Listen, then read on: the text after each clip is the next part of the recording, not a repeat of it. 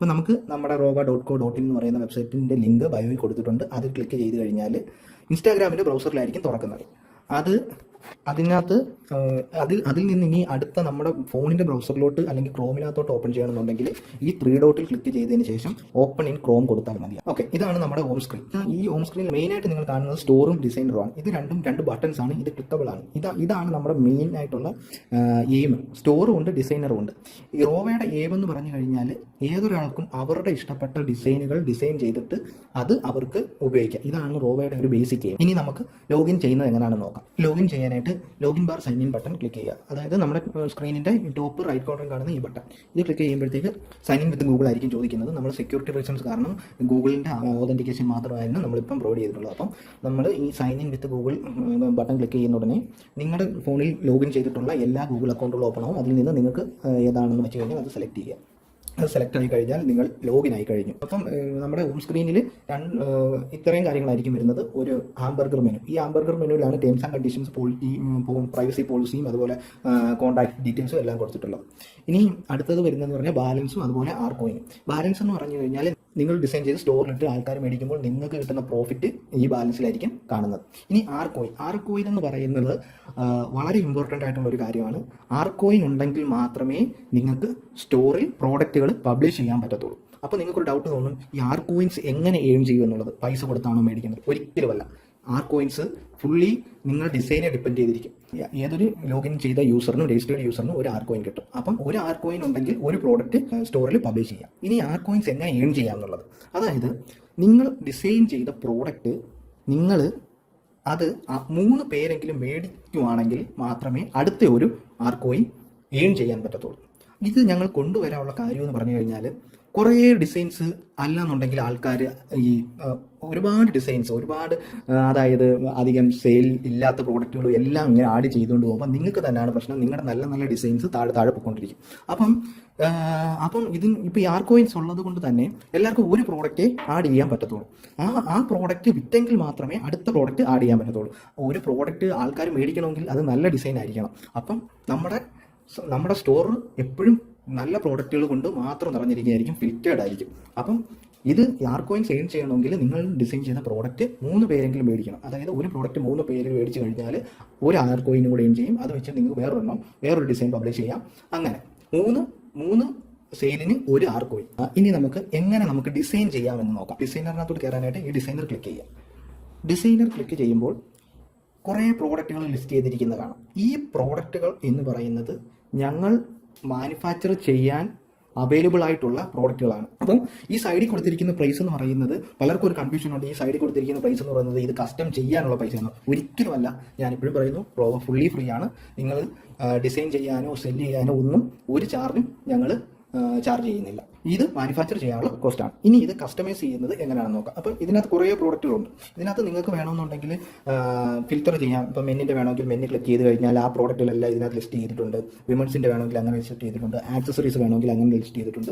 അപ്പോൾ ഇതിനകത്ത് all categories എടുത്തിട്ട് നിങ്ങൾ എല്ലാം ഒന്ന് നോക്കുന്നതായിരിക്കും എന്തുകൊണ്ട് നല്ലത്. എന്നിട്ട് നിങ്ങൾക്ക് കൺവീനിയൻ്റ് ആയിട്ടുള്ള ഏതായിരിക്കും കൂടുതൽ പോകുന്നത് എന്നുള്ള ഒരു ഐഡിയ വെച്ചിട്ട് നിങ്ങൾ ആ പ്രോഡക്റ്റ് ഡിസൈൻ ചെയ്യുക. ഈ ഡിസൈനറിനകത്ത് ഡിസൈൻ ചെയ്തിട്ട് നിങ്ങൾക്ക് മേടിക്കാം. അതായത് ഇപ്പം നിങ്ങൾക്കിത് വിൽക്കണമെന്നില്ല. അതായത് നിങ്ങൾക്ക് സ്റ്റോറിൽ ഇത് ഇടണമെന്നില്ല.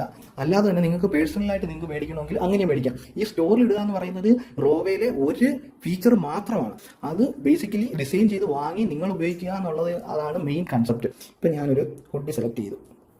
ഓക്കെ, ഹുഡി സെലക്ട് ചെയ്ത് കസ്റ്റമൈസ് ക്ലിക്ക് ചെയ്യുന്നുണ്ടെങ്കിൽ ആ ഹുഡിയുടെ ബേസ് പ്രോഡക്റ്റും അതുപോലെ തന്നെ അതിൻ്റെ കാര്യങ്ങളും എല്ലാം വെച്ചിട്ട് നമ്മുടെ ഡിസൈനർ സ്റ്റുഡിയോ ഓപ്പൺ ആയി വരും. ഇതാണ് ഞാൻ നേരത്തെ പറഞ്ഞു 3D വിഷ്വലൈസർ, 3D മോഡൽ. ഇതിൽ നിന്ന് നമുക്ക് മനസ്സിലാവും ഒരു റിയൽ ആൾ എങ്ങനെ ആ പ്രോഡക്റ്റ് ഇട്ട് കഴിഞ്ഞാൽ എങ്ങനെയായിരിക്കും വരുന്നത് എന്നുള്ളത്. ഈ പ്രോഡക്റ്റുകളെല്ലാം ഞങ്ങൾക്ക് മാനുഫാക്ചർ ചെയ്യാനായിട്ട് പറ്റുന്നതാണ്. അപ്പം ഇതിനകത്ത് ഇനി എങ്ങനെ ഡിസൈൻ ചെയ്യാമെന്ന് നോക്കാം. ഈ വിഷ്വലൈസറിനകത്ത് നിങ്ങൾക്ക് റൊട്ടേറ്റ് ചെയ്യാം. ഏത് ഡയറക്ഷനിൽ വേണമെങ്കിലും നിങ്ങൾക്ക് റൊട്ടേറ്റ് ചെയ്യാം. അതുപോലെ തന്നെ സൂം ചെയ്യാം. അതുപോലെ തന്നെ പാൻ ചെയ്യാം.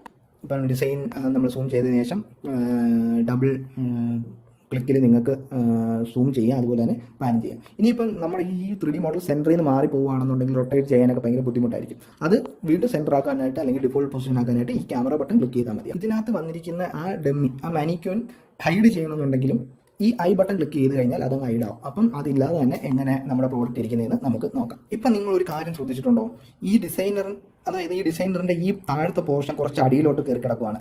അതിനുവേണ്ടി നമ്മൾ ചെയ്യാൻ പറ്റുന്നത് പറഞ്ഞാൽ ഈ സൈഡിൽ പിടിച്ച് ക്ലിക്ക് ചെയ്തിട്ട് മുകളിലോട്ട് സ്ക്രോൾ ചെയ്യാം.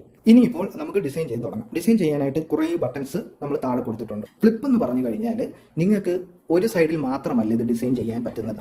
ഇതിന് ഈ ഫ്ലിപ്പിൽ അവൈലബിൾ ആയിട്ടുള്ള എല്ലാ സൈഡിലും നിങ്ങൾക്ക് ഡിസൈൻ ചെയ്യാൻ പറ്റും. ഇനിയിപ്പോൾ നമുക്ക് അപ്ലോഡ് ചെയ്യാം. അതായത് അപ്ലോഡിലാണ് നിങ്ങളുടെ ഡിസൈൻസ് നിങ്ങൾക്ക് അപ്ലോഡ് ചെയ്യാൻ പറ്റുന്നത്. അതിന് അപ്ലോഡ് ബട്ടൺ ക്ലിക്ക് ചെയ്തതിന് ശേഷം ഈ പ്ലസ് ബട്ടൺ ക്ലിക്ക് ചെയ്യാം. ഈ പ്ലസ് ബട്ടൺ ക്ലിക്ക് ചെയ്ത് കഴിഞ്ഞാൽ നിങ്ങളുടെ ഗാലറി ഓപ്പൺ ആവും. അതിൽ നിന്ന് നിങ്ങൾക്ക് നിങ്ങളുടെ ഡിസൈൻസ് സെലക്ട് ചെയ്യാം.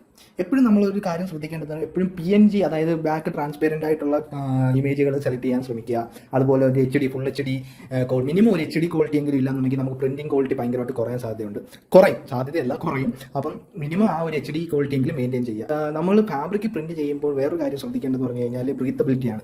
അതായത് നിങ്ങളിപ്പം ഒരു ബാക്ക്ഗ്രൗണ്ട് ട്രാൻസ്പെറൻ്റ് അല്ലാത്ത ബാക്ക്ഗ്രൗണ്ട് റിമൂവ് ചെയ്യാത്ത ഒരു ഇമേജ് ഇടുകയാണെന്നുണ്ടെങ്കിൽ പ്രിന്റ് ചെയ്യുന്നത് ഫുള്ളായിട്ടായിരിക്കും. അതപ്പം നമുക്കൊരു അതിൻ്റെ ഇടയ്ക്ക് ഗ്യാപ്പുകൾ ഉണ്ടെങ്കിൽ മാത്രമേ അതിനകത്തൂടെ എയർ കയറിയിട്ട് നമ്മൾ സെറ്റ് ആവാതിരിക്കത്തുള്ളൂ. അപ്പം അത് ആഡ് ചെയ്യും. നിങ്ങൾ സെലക്ട് ചെയ്തിരിക്കുന്ന സൈഡിലോട്ട് അത് വന്നു വീഴും. ഇനി നിങ്ങൾക്ക് ഇതിൻ്റെ പൊസിഷനും അതുപോലെ തന്നെ സ്കെയിൽ എങ്ങനെ മാറ്റാം, പൊസിഷൻ എങ്ങനെ മാറ്റാം എന്നുള്ളതാണ്. ഇതിനകത്ത് നടത്തുന്ന ചേഞ്ചസ് എല്ലാം ഈ 3D മോഡലിൽ റിയൽ ടൈമിൽ റിഫ്ലക്റ്റ് ആവും. ഇപ്പം ഞാനിത് ഈ പൊസിഷനിലോട്ട് മാറ്റി ഇത് സ്കെയിൽ ചെയ്തു, ഇങ്ങനെ വെച്ചു കഴിഞ്ഞാൽ അത് അതിൻ്റെ കറസ്പോണ്ടിങ് ആയിട്ടുള്ള സൈഡിൽ പോയി വീഴും. ബാക്ക് സൈഡ് എടുക്കാനായിട്ട് വീണ്ടും ഫ്ലിപ്പിൽ പോവുക, അതിനുശേഷം ബാക്ക് സെലക്ട് ചെയ്യുക. ബാക്ക് സെലക്ട് ചെയ്തതിനു ശേഷം വീണ്ടും അപ്ലോഡ് എടുക്കുക, പ്ലസ് ബട്ടൺ കൊടുക്കുക. നമുക്ക് ഒരു ബാക്ക്ഗ്രൗണ്ട് റിമൂവ് അല്ലാത്ത ഒരു നോർമൽ ഫോട്ടോ എടുക്കാം. നോർമൽ ഫോട്ടോ എടുത്തു കഴിഞ്ഞാൽ ക്ലിക്ക് ചെയ്ത് കഴിഞ്ഞാൽ ഇത് പ്രിന്റ് ചെയ്യാൻ പറ്റും. ഇത് പ്രിന്റ് ചെയ്യാനോ പറ്റും, വേറെ പ്രശ്നമൊന്നുമില്ല. പക്ഷേ ഇടാൻ അല്ലെങ്കിൽ വെയർ ചെയ്യാൻ ഇത് ഭയങ്കര ബുദ്ധിമുട്ടായിരിക്കും. ബുദ്ധിമുട്ടെന്ന് പറഞ്ഞു കഴിഞ്ഞാൽ ഇത് വേർക്കും. കാരണം ഇത്രയും ഭാഗത്തൂടെ എയർ കയറത്തില്ല. തുണിയുടെ മുകളിലൂടെയാണ് നമ്മൾ പ്രിന്റ് ചെയ്യുന്നത്.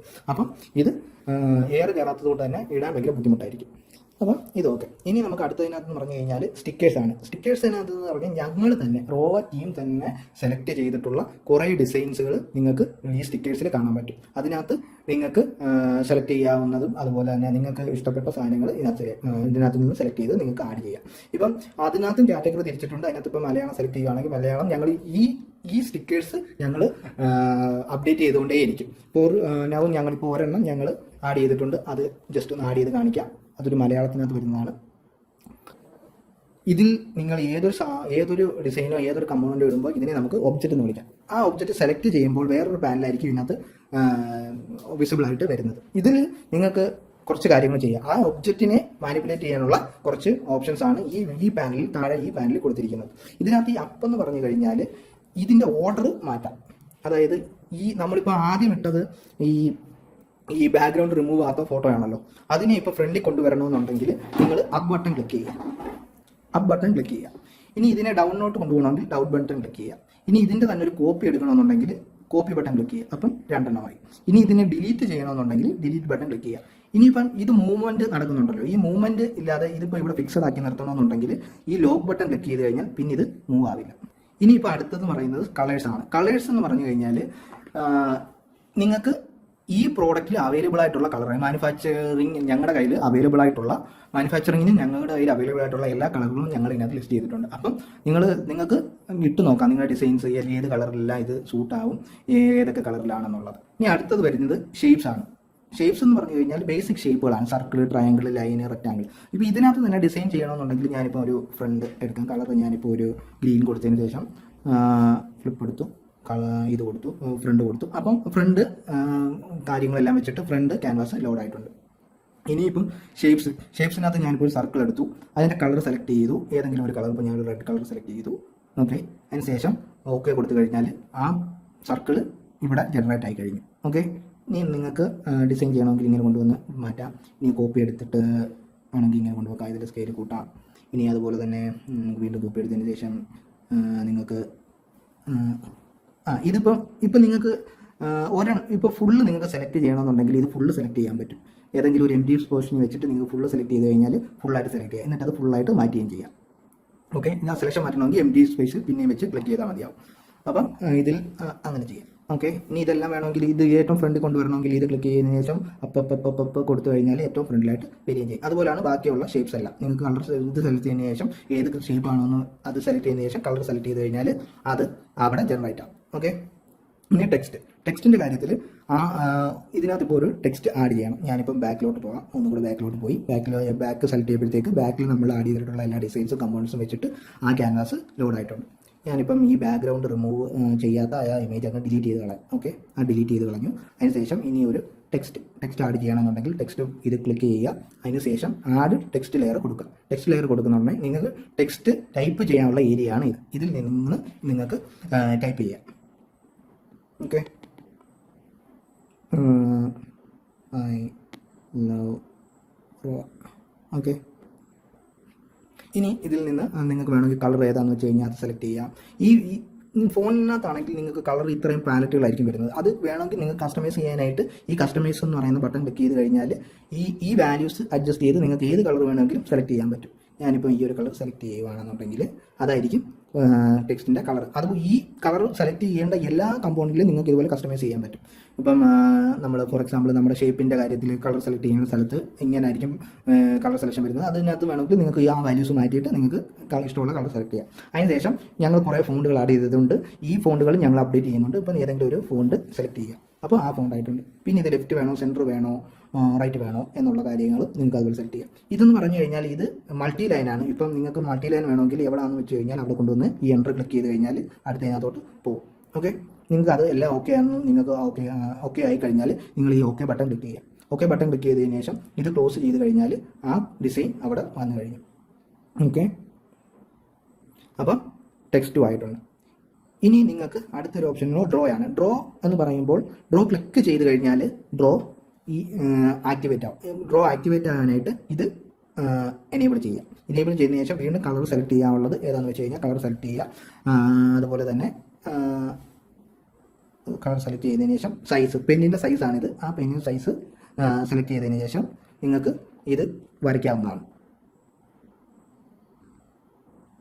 ഓക്കെ, ഇങ്ങനെ ഞാൻ ജസ്റ്റ് ചുമ്മാ ഒന്ന് വരച്ച് കാണിച്ചു തരുമ്പോൾ ഇനി ഈ ഡ്രോ മോഡ് ഡിസേബിൾ ചെയ്യാനായിട്ട് ഈ ബട്ടൺ ഒന്നുകൂടെ ക്ലിക്ക് ചെയ്ത് കഴിഞ്ഞാൽ അതങ്ങ് ഡിസേബിൾ. ഡ്രോ ബട്ടൻ്റെ ഒരു കാര്യം എന്ന് പറഞ്ഞു കഴിഞ്ഞാൽ നമ്മൾ ഡ്രോ ചെയ്യുന്ന സമയത്ത് ഇത് ക്ലോസ് ചെയ്യണമെന്നുണ്ടെങ്കിൽ ഇത് എനേബിൾ ചെയ്ത് ഡിസേബിൾ ചെയ്തെങ്കിൽ മാത്രമേ ഇത് ആ പാനൽ ക്ലോസ് ആവത്തുള്ളൂ.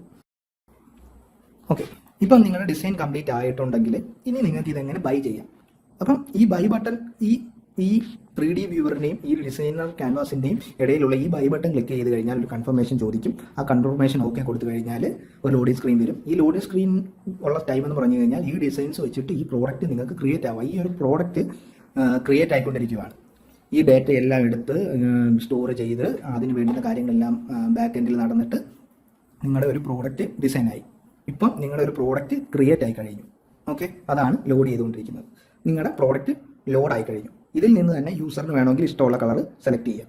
ഓക്കെ, നിങ്ങൾക്ക് അതായത് ഇപ്പം യൂസറിൻ്റെ കാര്യമല്ല, ഇപ്പം അങ്ങനെയാണെങ്കിൽ നിങ്ങൾക്ക് വേണമെങ്കിൽ നിങ്ങൾക്ക് തന്നെ സെലക്ട് ചെയ്തിട്ട് നിങ്ങൾ അതുപോലെ തന്നെ ഏതെങ്കിലും ഒരു സ്മോൾ ഏത് സൈസ് ഏതാണെന്ന് വെച്ച് കഴിഞ്ഞാൽ അത് സെലക്ട് ചെയ്യുക. അതിന് ശേഷം ക്വാണ്ടിറ്റി സെലക്ട് ചെയ്യുക. അത് കഴിഞ്ഞിട്ട് ബൈ നൗ കൊടുക്കുക. ബൈ നൗ എന്ന് പറഞ്ഞു കഴിഞ്ഞാൽ ഇപ്പം നമുക്ക് എന്താ അടുത്ത അഡ്രസ്സ് ചോദിക്കും. അഡ്രസ്സ് അടിക്കാം. അഡ്രസ്സ് ഏതെന്ന് വെച്ച് കഴിഞ്ഞാൽ ഇവിടെ അഡ്രസ്സ് നെയിം, ബിൽഡിംഗ് നെയിം കൊടുക്കുക, ഫുൾ നെയിം കൊടുക്കുക, ബിൽഡിംഗ് നെയിം കൊടുക്കുക. അതിന് ശേഷം നിങ്ങളുടെ പിൻ നമ്പർ കൊടുക്കുക. പിൻ നമ്പർ എന്ന് പറയുന്നത് ഇപ്പോൾ കേരളത്തിൽ മാത്രമായിരിക്കും നമ്മുടെ സർവീസ് അവൈലബിൾ ആയിട്ടുള്ളത്. ഇപ്പം അത് ഏതാണെന്ന് വെച്ച് കഴിഞ്ഞാൽ നിങ്ങളുടെ പിൻ നമ്പർ കൊടുക്കുക.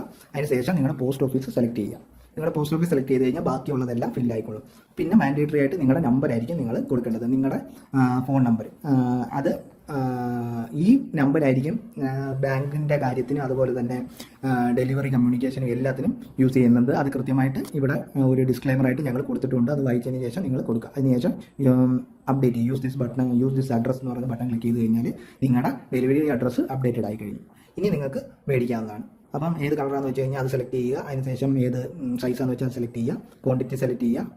അതിനുശേഷം ബൈ നൗ കൊടുക്കുക. ബൈ നൗ കൊടുത്തു കഴിഞ്ഞാൽ ഇത് ഓർഡർ സമ്മറിയിലോട്ട് പോകും. ഓർഡർ സമ്മറിയിൽ നിന്ന് നിങ്ങൾ കണ്ടിന്യൂ കൊടുത്തു കഴിഞ്ഞാൽ ഇങ്ങനൊരു ഇതായിരിക്കും വരുന്നത്. ഇതിൽ നിന്ന് നിങ്ങൾക്ക് പേയ്മെൻറ്റ് സ്റ്റാർട്ട് ചെയ്യാവുന്നതാണ്. ഇതിനകത്ത് എല്ലാ പേയ്മെൻറ്റുകളും ഞങ്ങൾ ഇൻ്റഗ്രേറ്റ് ചെയ്തിട്ടുണ്ട്. UPI യും ഫോൺ പേയും കാർഡുകളും ഡെബിറ്റ് കാർഡും ക്രെഡിറ്റ് കാർഡും എല്ലാം അവൈലബിൾ ആണ്.